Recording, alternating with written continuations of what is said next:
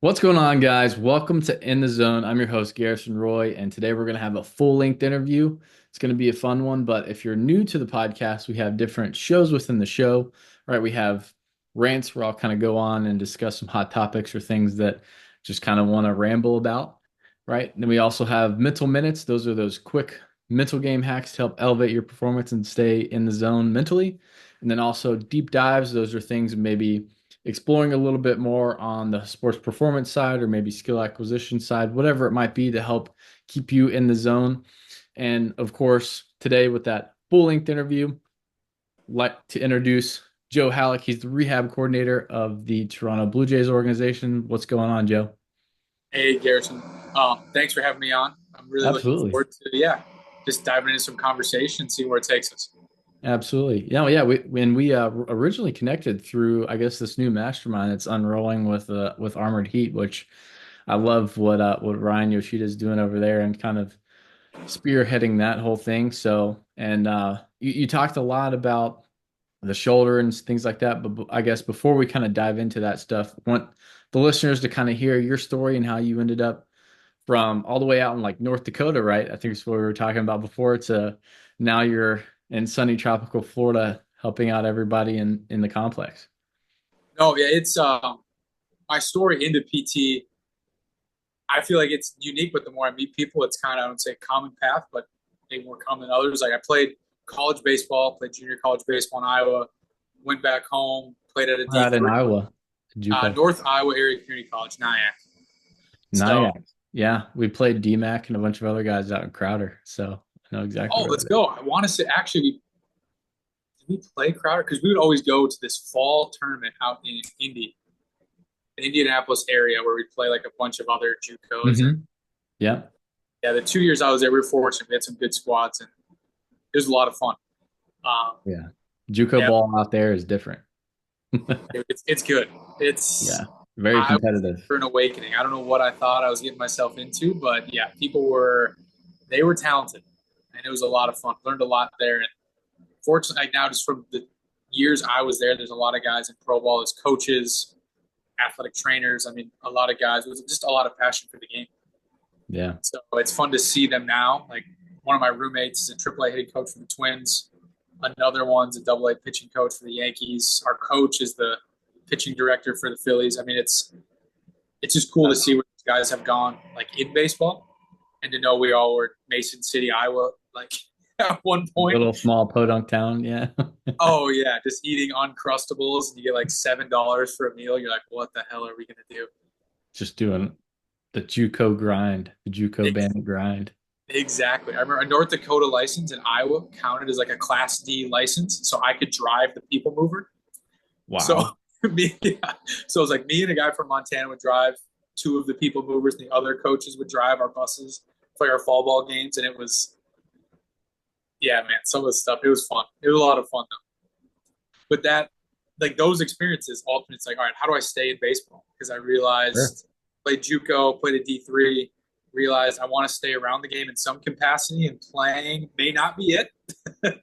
And Yeah. so that's what led me to physical therapy. There's a gentleman, Brett Walker. He's a PT with the White Sox. He had went to a PT school in North Dakota, University of Mary, and I was like, all right, that guy made it to the big leagues through a like going to PT school here. I want to do what that guy does. And so I was fortunate to go to PT school out at UMary. While I was out there, stayed connected to the JUCO stuff. I coached at Bismarck State for 2 years, There you and go. that was yeah, we had a fun group of guys there as well. My last year PT school was a graduate assistant for the University of Mary, which is a D2.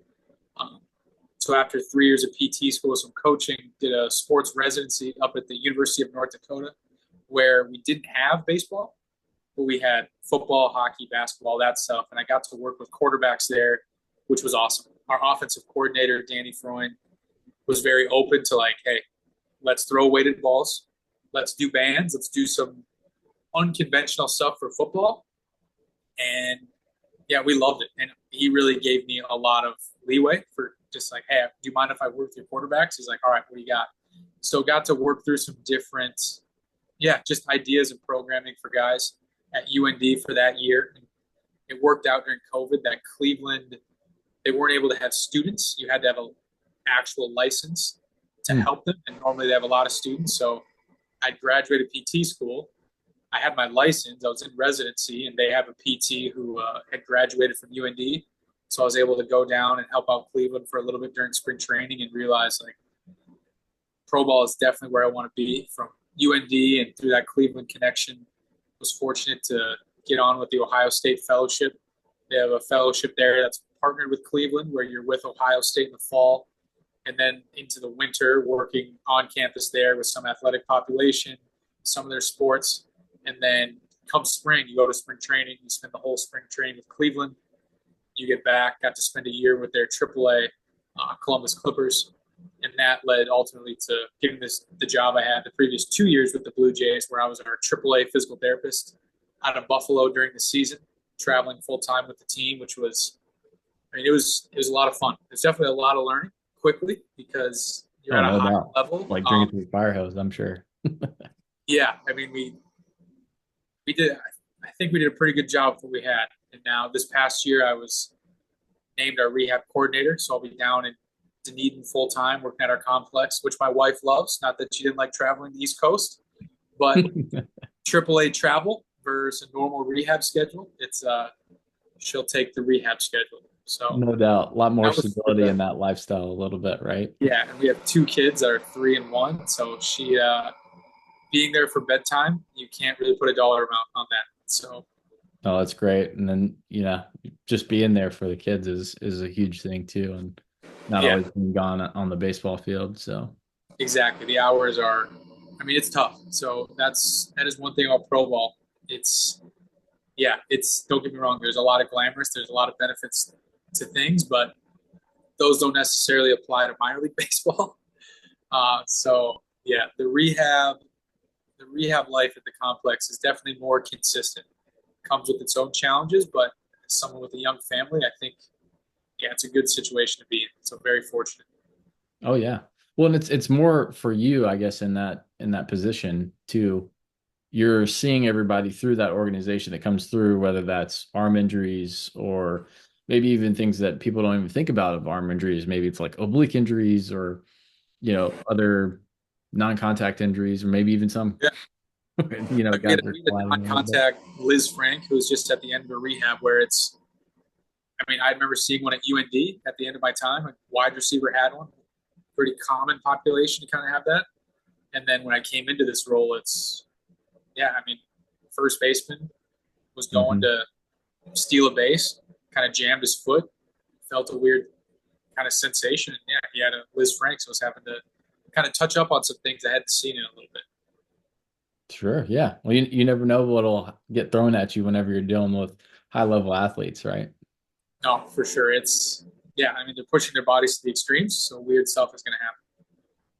That's it. And you got to make sure that they're not doing too much too soon, or maybe on the vice versa, where you're like, hey, like, let's push you a little bit. You're maybe coddling it a little too much. You got to get challenged a little bit more, Yeah, So having the feel to know when to pull back the reins and when to let them eat in certain situations, I think that's huge and takes a lot of feel too. So, I'm sure you learning how to really just communicate for one, because that's the biggest piece, but two, also knowing, okay, hey, like this guy just maybe did the X amount of throws for the first time coming back from like some type of arm injury. Let's maybe have some type of deload involved or something where he's not consistently like just trying to push and push through that each time, right? it's definitely like you said. There's an art to it, and that's something Hmm. constantly learning. Like right when you think you got to figure it out, you get a new situation where it's like, okay, how do we want to navigate this? Hmm. So it's yeah, it's. I think this role will be really good just to continue to kind of refine those skills. Oh, sure. And it's not changing your overall principles, but it's helping you kind of learn how to problem solve through whatever else is thrown your way, right? Yeah. That's So awesome. there'll be elements of my job. We're still trying to help manage our rehab guys that we keep at affiliates, and so being able to work through those short term rehabs that our athletic trainers are still working through and helping them problem solve. And then having our long term, it's, yeah, being able to wear those different hats and try to be through those different lenses of, can we get this guy back in a week versus, all right, we probably need to shoot more 6 to 8 weeks. So trying to keep all those things in perspective is, no, it's definitely good. It's definitely good if you're up for it. No doubt. Well, and as the coordinator, right, like you're having to communicate with all the other affiliates that are out there, maybe not even the ones that are, you know, at the complex, but you'll probably communicate or have to take a lot of that information that you did there. And you're like, hey, PT that's with you in double A or triple A or the big league level, this is what we worked on. This is kind of what we've seen him or how we've seen him progress through, whether it's a throwing or, whatever it else might be. Yeah, So, yeah, that will definitely be a part of it. It's not only getting the guys, like helping getting the guys healthy back to just their normal level, but yeah, that transition of, all right, we got this pitcher. He's going to throw a rehab game into Eden, but then he's going to Vancouver. What does that timing look like? How do we make sure, like, his travel? When is he throwing? His first few outings, what do those look like? What kind of pitches? What kind of innings? Just monitoring some of those things. And on the position player side too, it's, all right, what do we know about their in-game, just time on feet, their defense, what position are they playing, swings, like, yeah, there's a lot that comes into it, but that's, I think, what makes it fun and keeps it interesting. Um, is sort of having all those elements, not just the early part of post-op, but the end of it in terms of, all right, what do we want this guy to do? Who do we want this guy to be? How can we just allow him to go do that? So, yeah, it'll be, no, I'm looking forward to it. I think it'll definitely be a fun time. well, no doubt. And yeah, I love that you alluded to that because you kind of have to tinker with some of these guys, rehab stints. We'll just kind of stick to the theme of return to throw Yep. and return to sport, because it's just the most common thing that probably will come about for you. But it's like, okay, hey, like what are we trying to get him prepared for, right? Are you getting prepared to be a starter, getting him prepared to be a reliever, right? Like there's going to be a bunch of different types of demands for those type of guys and how fast they need to recover, right? So, I could see those being approached a lot differently. Yeah, and those are different discussions that we've been having, even looking at. We have a group of Tommy Johns right now that some may pitch this year, some may not, but it's trying to figure out, like, all right, who do we want this guy to be? Some of them are younger, where now, due to the minor league schedule, it's like, all right, when this guy comes back, he's probably going to be on a 6 day, maybe even like a 7 day rotation where it's like he's just going to throw once a week due to his age, innings limit for the season, etc. Whereas we have other guys, maybe older, it's like, all right, when we get into AAA, like, we got to kind of get him pitching for sure once a week. Every 4 times the rotation, he might be going on a Tuesday, Friday, Tuesday, Sunday.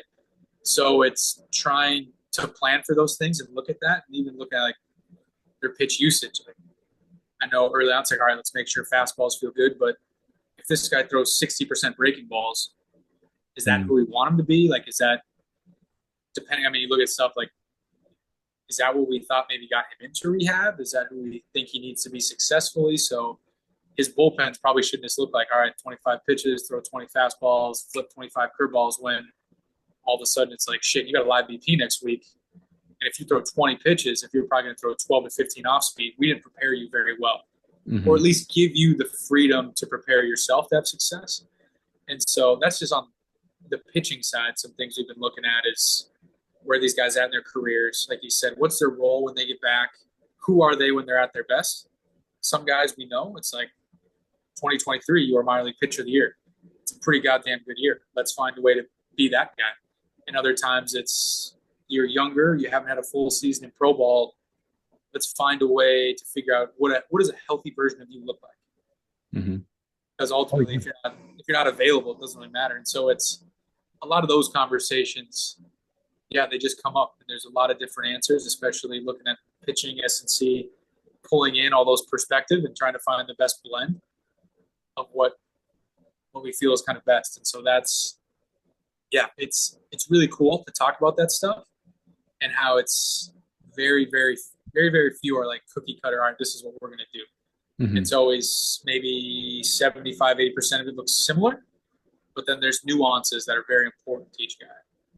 Oh, absolutely. Well, and I love the fact that you were mentioning about pitch usage, right? Because that, and I think where a lot of things are changing is that return to throw to return to play kind of range before they transition back into games, right? You got to make sure that they're hitting the demands that they're going to hit in the games, whether that's throwing 50+% sliders or off speeds, right? Because that's what they're being demanded to do now. And if they're not doing that as they're preparing to get back into the game, right? Doing that return to play stage, it's like, dude, you're kind of missing the boat there, and you're kind of preparing them for failure if they're not ready to take on that amount of stress or that amount of workload of those types of pitches. No, 100%. And that's where like being the PT, I feel like there's a part of us that, at least maybe even it's just me, where you kind of want to like protect your guy. Like there's almost like that Sure. little like micro management, like I'm not sure, but at the same time, it's our job to get them back to who they want to be and who the organization wants them to be as well. And so if you just need to do whatever you can. So like, all right, now he's throwing breaking balls. I trust our preparation. I trust everything we've done. Like we'll be okay. So I feel Yeah. like if you hold too tightly, it's probably not the best for the athlete. And it's just, yeah, not as good. So that's, no, that's something I'm definitely kind of working through and already trying to get ahead of. All right, let's make sure that once he steps on the mound, he throws that first slider, that first whatever breaking ball, etc. It's there's no worry because we trust our process. We know everything we've done up to this point has prepared us for this. Now, whatever happens, happens. But as long as you can look back and say, you know what, we did a pretty damn good job of looking at all the variables and doing the best we could. Like that's all you can really ask for. So That's it. yeah, looking forward to it. No, I love it. I love it. Well, and especially when you're going through that, let's say you were mentioning Tommy John guys in their group, right? They're going to have soreness. They're going to have roadblocks that they'll kind of hit as they go through that, right? So, like, what is the best way for you to communicate and I guess maybe help them understand the difference between soreness and pain and how pain may not necessarily always be bad, but that it's maybe it's just information that they're just taking note of. Yeah, I think at the base level of it is it's developing a good relationship with our players. And that's even going back to when I was in a clinic, having a good relationship with your patients or whoever you're working with. I don't think that can be understated. Like developing a good relationship with people in this wherever you're at as a medical provider is probably like the utmost importance. If nothing else, you can show them you care and have them trust you. That's going to take you further than being a skilled clinician. And that helps the conversations of, it's I just got out to 90 feet. My elbow's a little sore. When you look at it, being able to tell them, you know what? Yep, where it is a little sore, but where you're showing me, it's in a spot. Maybe it's not right on like your surgical. It's nothing in the flexor. It's right in the middle of the muscle belly. That's normal. That's good. This is a new stimulus. If they know, like, hey, this guy cares, I trust him, that's going to go a lot further. And so being able to articulate those things to your guys, I think, is very important. And now, kind of diving into like where it's sore, that's where generally like my overarching thing, without being like knowing like a specific thing, is if it's in the middle of a muscle belly, I usually look at like that's good, especially if it's something that's taking like an eccentric load. I know it's something I'd referenced in that armored heat. I try to look at if a muscle is going to take an eccentric load, it's going to get more tired just inherently. Mhm. It's trying to slow down something moving really fast. And especially if we're sore in the middle of the muscle, like that's good. That tells me that maybe we aren't quite built up, whether it's a strength, endurance. There's some factor that's clearly just getting more fatigued, and now we're feeling it the next day. The same way as if we threw a bunch of weight in the squat rack, ripped a bunch of reps, it's like, yeah, you're going to be sore. Like that's okay. We don't want to go crazy with it, give Mhm. ourselves proper time to recover, but hitting those type points. And then if we are more sore in like jointy type areas or it's like that deep achy type thing, that's when more of like an evaluation comes in and seeing how they respond to some treatment and looking at the past few days and where we want to go and see if we need to modify anything. But yeah, still having that conversation with athletes because usually the simple thing of like, how do you feel about this? Like guys are a lot more aware, I think, sometimes than we give credit for it. Usually if they come in pretty concerned, like, hey man, like I've been sore before, but fuck, like this ain't good. It's like, Yeah. okay, like I'm not gonna instantly call a doc and say we need an MRI, but it's all right, let's give that a little more attention rather than like, I don't know, I just feel more sore. I'm not too sure about it. That tells me it's all right, we'll still check it out, but that helps me kind of get a sense of what may be going on. Hmm. Oh yeah, and even for some of the athletes that I work with too, it's like, oh hey, like I'm feeling some soreness today in my arm. I was like, all right, well, go kind of do a lower intensity routine throwing day today or for the next day. Yeah, Like, is it going away as you're throwing? Then we're probably in a good spot, right? yeah. If you're still feeling it linger or it comes back as you're ramping up to higher intensities, then maybe we gotta kind of punch you to someone like you and refer out a little bit, right? So No, 100%. That's what our rehab group starts. Like guys start getting the training on 7:45, 8. It's amazing how good you feel at 9 o'clock versus get on the bus, roll in, oh, body's a little achy. It's like, all right, well, let's start moving around a little bit. Like start to go through your prep, start to get moving. All of a sudden it's not like too bad. So that is one thing that I've noticed just in the rehab setting. Like I don't know anyone that rolls out of bed and feels awesome. Like if you are, whatever you're taking, like throw it my way. And so that is something that going from the affiliate life where hey, 7 o'clock game, arrival to the fields, noon, 1, like in that range, guys have already been up for 2, 3, 4 hours moving around, and it's like you're still sore, like 2 or 3, maybe a little more like, all right, probably something I'm going to pay attention to, as opposed to you got out of bed 45 minutes ago, got in your car, drove to the complex, like you're still tired, like you haven't done anything today, like you barely put your yeah, socks on. still got to get some blood flow to those areas for sure. Yeah, so it's amazing what just hey, grab a foam roller, go out there for 10 minutes, move around a little bit, come back, and it's actually yeah, that isn't too bad. It's just giving that buying yourself a little bit of time is it can definitely help rather than just jumping to like, oh, you're sore, all right, bang, today's throwing session, let's see what we got. Yeah, no, I love it. Well, especially whenever it comes to like maybe the rehab stint of this and what you're trying to do as far as maybe soft tissue work or dry needling or things like that, right? What indicators do you look for to be like, okay, hey, maybe this guy needs something different to introduce, or maybe you don't introduce maybe something like dry needling, or they're asking for it, but maybe you just don't give it to them. So usually in this setting, like especially pro ball guys, they've probably already done a decent amount, like whether it's at their college that you did some soft tissue cupping, needling, and so part of it is just asking like, hey, what do you like? What do you like? What do you prefer? And keeping that in mind, and then also yeah, looking at it. So whether it's hey, the back of my shoulder's sore, if it's more of a general thing where everything just seems more tight, seems more tense, it's like all right, just some hands-on soft tissue type work. There's a lot of value in also just having a guy not on his phone and just getting some manual therapy for 10 to 15 minutes.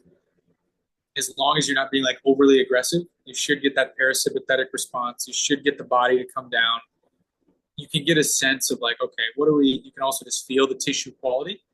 Like, is it knotted throughout the whole muscle belly? Is it one spot? And usually it's a pretty good spot with also someone who you're not as familiar with.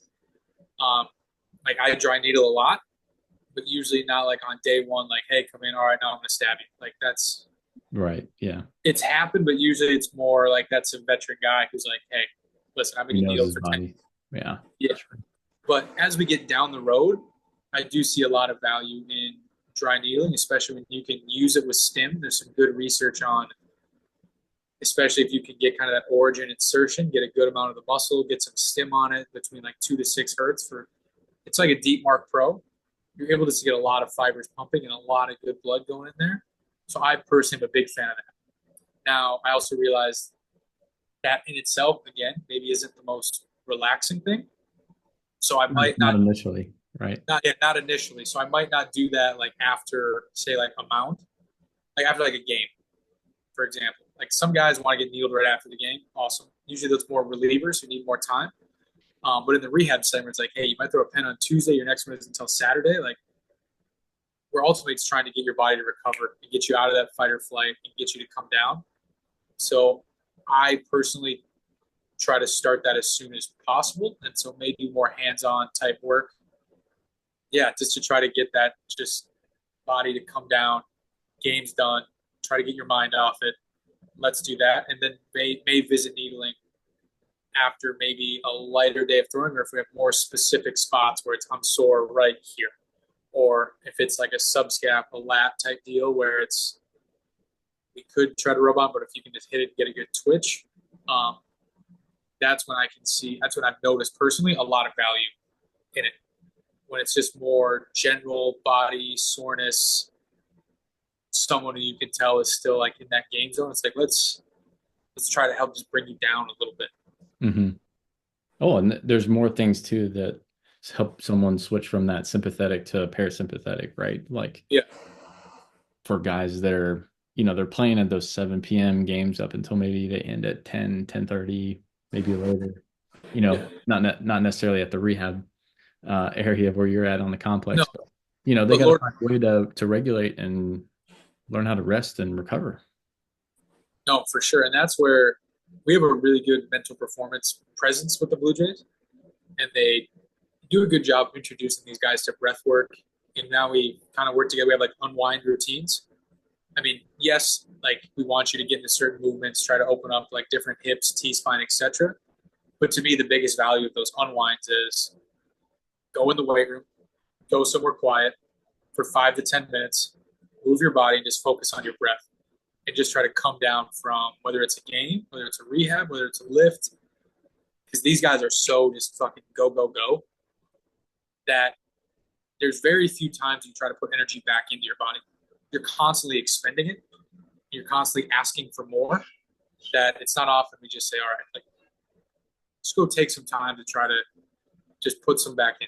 Like just breathe through it, feel yourself move. And usually guys come back like, oh yeah, like I feel better. And we've had some good success with it. And we're lucky that some of our big league guys do that as well. So it's easy to say like, hey, he does it, you should do it. I mean, as bad as that sounds, like that does hold some weight. Yeah, proof's in the pudding there, right? It's the best, do Exactly. it. You should probably do it too. No, for sure. I'm sure you've probably seen that too, especially for younger guys that may be just coming in the org. And I've seen this in the private sector where a salty vet, big league guy comes around, a high school kid or a kid who's just now coming into college, and they're like, oh, these guys take like every rep seriously. They really, you know, are into this. And, it's like, yeah, dude, it's their job. They have to be professionals about it. And their bodies are their investments, essentially. Right. And they have to almost, and I love the ones that kind of educate themselves where they're able to have conversations like this with you, not expecting all of them Oh, to, but you're like, okay, dude, yeah, you're really investing in this and you're learning as much as you can to help optimize what you're at, right? I'd rather have someone like that who's asking me questions than maybe a yes man who's just doing whatever I tell him to do, you know? especially being in AAA the past 3 years between Columbus and Buffalo, you notice a common theme of guys that they call them like 4A guys. What I mean, they're in the big leagues, they're in AAA. Like, hey, it's a job, and they're still around. So say what you want. Like, they're still playing. Those guys, they usually take pretty damn good care of themselves, and they're usually pretty aware of what they need or things that have helped them. And they're also, yeah, they're not afraid to ask questions. I know sometimes, like, hey, I saw this on this podcast. What do you think? Or like, I heard this, that. But also like, I know some people get offended by it, but I'm also like, I go on podcasts and say stuff, so it's pretty hypocritical for me to be like, oh fuck, you heard that? It's like, well, so that's where it's trying to be open minded to that and realize that these guys are just trying to learn more. They're trying. I mean, a lot of it's like, I want another year. What do I need to do to get that? And so I think keeping that open mindset rather than being, yeah, like you said, like I don't want to say offended, but kind of just being like standoffish, like you're questioning me. I don't think it's as much questioning. You're just trying to figure out like I'm trying to get that 1%, or I'm trying to get back to who I was. So looking at that stuff. Oh yeah. Well, and especially for those guys, they're trying to get back to whatever they were.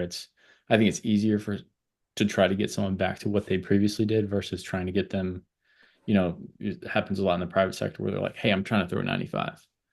Dude, Oh you've yeah, even thrown 80 before. Like that's a huge journey to get there. Not saying it's impossible because I've seen guys do it, but you know, having that to where they can have a reference, especially where, let's say a guy's coming back from an injury and he's like, hey, like I know what 95 feels like. Like I don't need to see the radar gunner. I don't need to see all this stuff.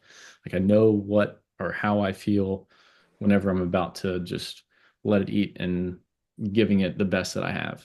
Right. And that's also kind of, it's good because they're also kind of guiding you down the path of what you are trying to get them to do, whether that's helping them have, specific amount of overhead shoulder range of motion or, whatever it might be that you're like, hey, this is the checkpoint that I look for in order for me to be able to perform at my best.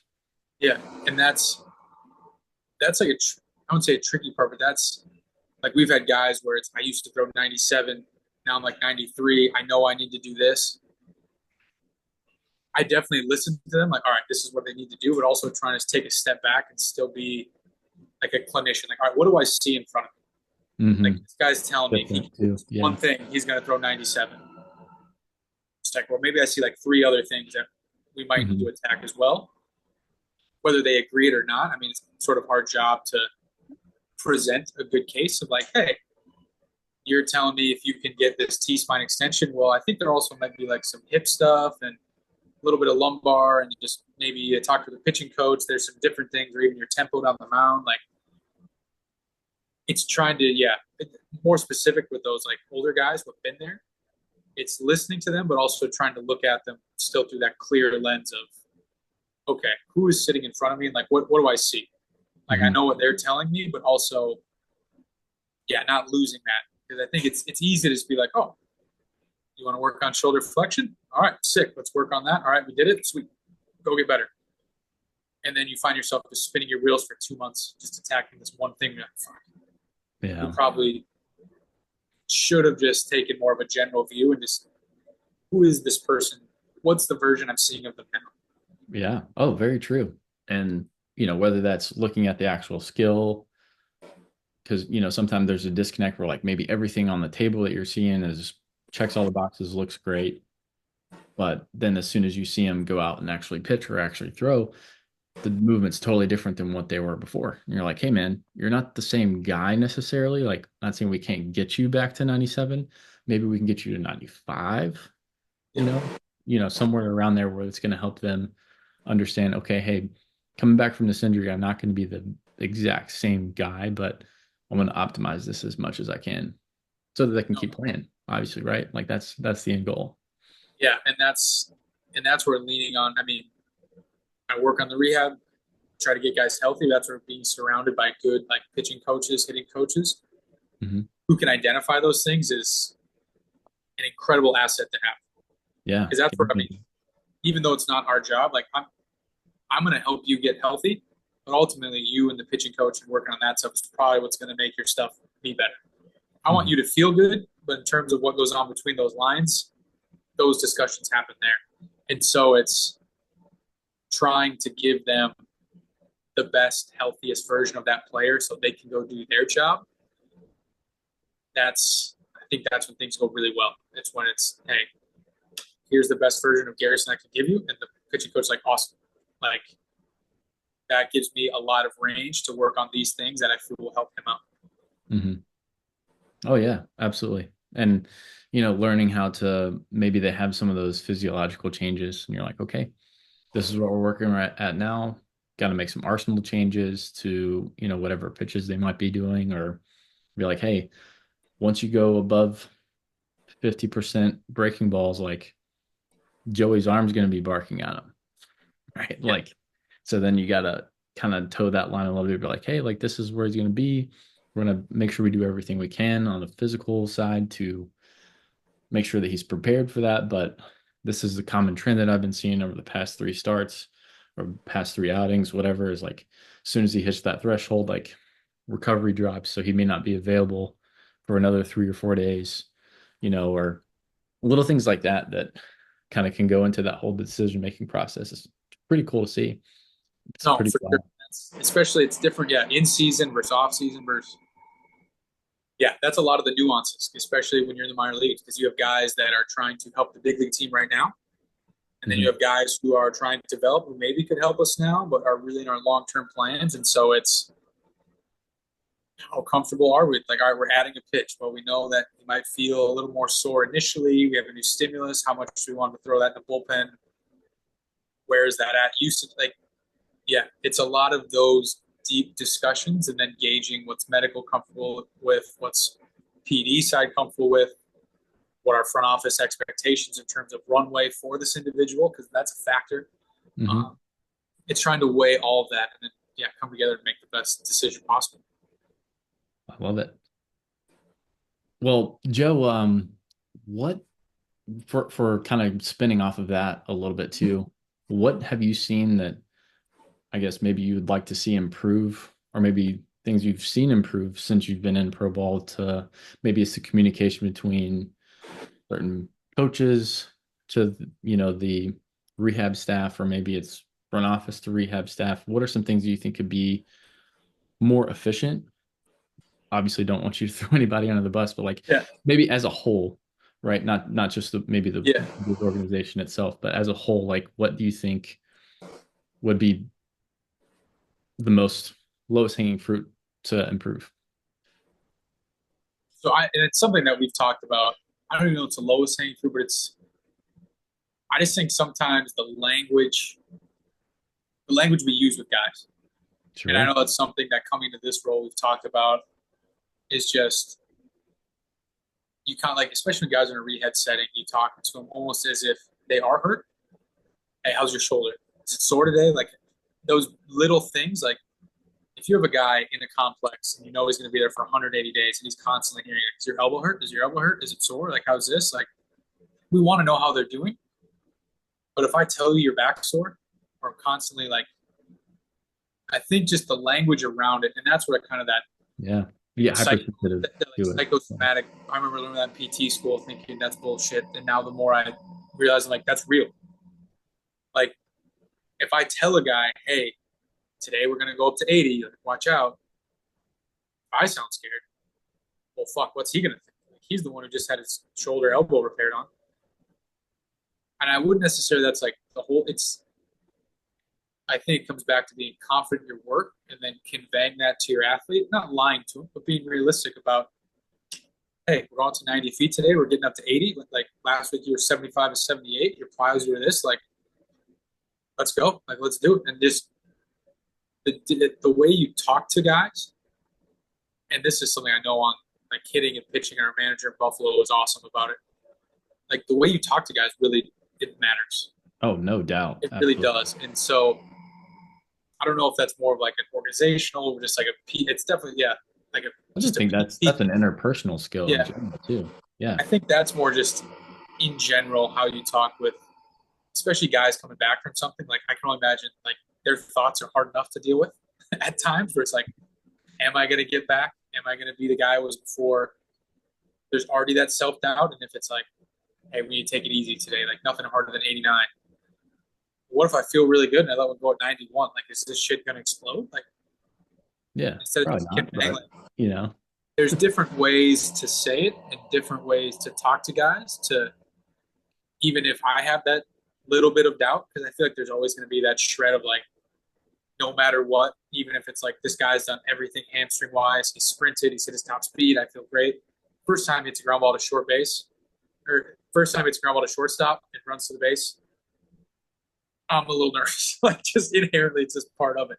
But yeah, just I think that's the thing to me. I know I want to work on the most, and I talk with like those around me about like how can we try to do that a little better when we're talking to guys, Hmm. so they aren't, I would say, not worried, but they feel good. Like I'm going to come back from this better. I'm not just skating through rehab, being okay, avoiding danger or avoiding re-injury. It's no, my work has been good. I'm prepared. Like let's fucking go to the next step. So that's sort of the biggest thing that I've tried to focus on recently, and I hope whenever I done with this role, move on, whatever, or the game is done with me. It's like hopefully I'm better at that, and just the way I talk with my patients, players, etc. Yeah. Well, it's, I think the biggest thing is the words that you say, but also how you're framing those words. Yeah, Like, hey, how do you feel? Versus, oh, hey, how do you feel today? Right? Like those are two totally different ways of communicating, even the same words, right? exactly. Like you're one of them is very timid and like, okay, do you feel sore? Like you're almost expecting them to have pain or some type of setback versus the other one, you're like, hey, you feel good? Like, let's get it, bro. Right? Like two totally different energies behind those words. Yeah, And you're spot on, man. I think that goes a long way. And even from a coaching perspective, it's like the words that you say or the cues that you give them, right, could mean something totally different, right? Saying, "Hey, stay in your back leg" could be mean one thing to one guy, and then a whole nother thing to another guy of how he interprets and perceives what that means. So, I've found myself, especially now, longer I've coached, is I ask questions more than I'm like spitting out cues. It's like, hey, how'd you feel? What did that feel like in reference to maybe last outing or the last pitch? Or hey, compare that to one of your best sliders that you threw today. Like, how is this one compared to that one? Or, just kind of not putting words in their mouths, but asking questions that help you see a little bit more of their perception of reality in a way, but like their perception of what they're seeing and how what you're seeing and what they're feeling is actually what's happening. You can kind of communicate that a that's little better. yeah. And what we talked about earlier, just with those relationships, Oh yeah. it's like yeah, the more questions you ask, the more you're going to open the door for them just to share and Mhm. just to let you know how they feel, how they're doing, what they're going through, and that's just more information for you because that is something I need to like. I catch myself. It's like all right, if the more I'm talking, the less I'm learning about them. Hmm. So sometimes I need to shut up a little bit and also make my words matter. So it's like, hey, this is what I think. This is what I'm going for. Rather than if I'm constantly, like you said, queuing them up, taking them through things, it's going to fall on deaf ears eventually. And so Yeah. the more Just that I word can salad. listen, the more that I can listen to them and just get to know them as a person, listen to their body, listen to what they're feeling, it makes it easier for them those tough conversations where it's, hey, they're nervous. Like, I don't know, man. It's like, okay, well, remember like on this day a month ago, you felt this a little bit, and here's how we worked through that. And it actually turned out pretty well. So here's how we could keep going, or here's some positives we can take from this and still find a win. It's just trying to collect as much information as possible. So if there is ever is like a rainy day, like we have some things to fall back on in that. That's it. And something to reference too, right? Yeah. For kind of what I was saying too is like, hey, like if you've done it before and you have that reference point, you know what it's going to feel like whenever you're back to that 100% or back to feeling the way that helps you perform the best. you know, No. Percentages sometimes are kind of arbitrary. It's like, hey, yeah, I feel 100%. Okay, well, some days I'm at 80, some days I'm at 10, right? Like, even just as a person in general, it's like, hey, I didn't get the best sleep every night, but, I've still got to go out and do the work that I got to do and get it done regardless. And also, baseball players are weird. Like a guy will feel good, he'll throw 92, 93, and then he'll stay up all night, feel like shit, and he'll throw 95. Oh, it's And nuts. you just look at him like, I'm done. Like I have no clue what I'm doing. Yeah, it makes you question a lot of stuff, and you're just like, all right, well, human Yeah, physiology and neurology and everything else is just being defied daily it by makes someone, especially like maybe early on in 1980s, guys like ripping cigs and drinking 40s, and they just go out and crush homers and throw a complete game. And you're just like, what is going on? yeah, it's like a game. Like if the team goes out and has a great time and gets a little banged up, like someone's going 3 for 4 with 2 bombs. Like it's just No, it for makes sure. zero, it makes zero sense. But I don't know. That's why we probably love this game. That's very true because there's no definite things, no absolutes. It's all all mystery, Yeah, really. Yeah. I mean, you got to play the game. That's it. That's it. Well, Joe, I appreciate you coming on, my man. I want to be respectful of your time and want to also give you the point of if you had anything else to say too, don't let me cut you off. But where can everyone find you? Maybe reach out, talk a little bit more. Maybe they're an athlete who's looking to progress their rehab route, in a certain way, and they just need a second opinion on some things. How can they find you? So I'm on Instagram. I'm not gonna lie, I don't know my handle. It's just Joe Hallock. Um, Fair enough. I'll look it up. I'll put it in the show notes for you guys. and then I'm on LinkedIn as well. I have an old Twitter, but to be honest, I've deleted Twitter. I found just too much time, like trying to get off my phone as much as possible, be present with my There you family. go. So I'd say Instagram or LinkedIn, and then as well starting to work more with Ryan Sheet on Armored Heat. So there's that Armored Heat education where we're going to be posting a lot of different things, and ultimately, like conversations like this, I think are awesome. I really think Yeah, absolutely. that's something. Talking with Ryan Moore and then talking with you and talking with Dylan Newcomb, I think like this for me is fun. It's just where you learn a lot of stuff. Um, and this is where you get to realize like how cool like the baseball development medical world is, where it's there's a lot of good people trying to help guys, and it's no, I think it's positive, especially having like two kids. I hope someday like become athletes and do a lot of stuff. It's Yeah. there's good people out there who want to help you, and so at the end of the day, it's just trying to encourage people. Like, all right, maybe you're playing baseball, and it's someday it's like, my career might be done playing wise. Like, that's fine. Like, you can still definitely be a part of the game Hmm. and get a lot of fulfillment from that in a lot of different avenues. And so I would, yeah, just kind of end with encouraging that because I think that's something where we see guys here sort of sometimes at the end of their careers and they're like, what the hell am I going to do?